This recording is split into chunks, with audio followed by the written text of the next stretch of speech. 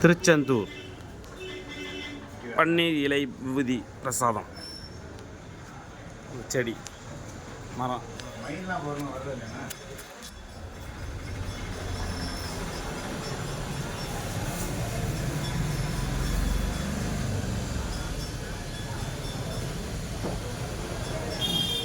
அங்கே வைங்க நான் அதுக்கு முன்னாடி தான் போகுது அந்த கேட்டுட்டு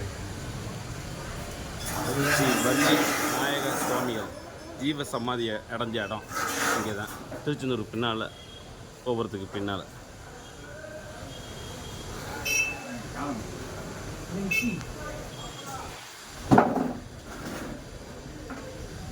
பன்னீர் இலை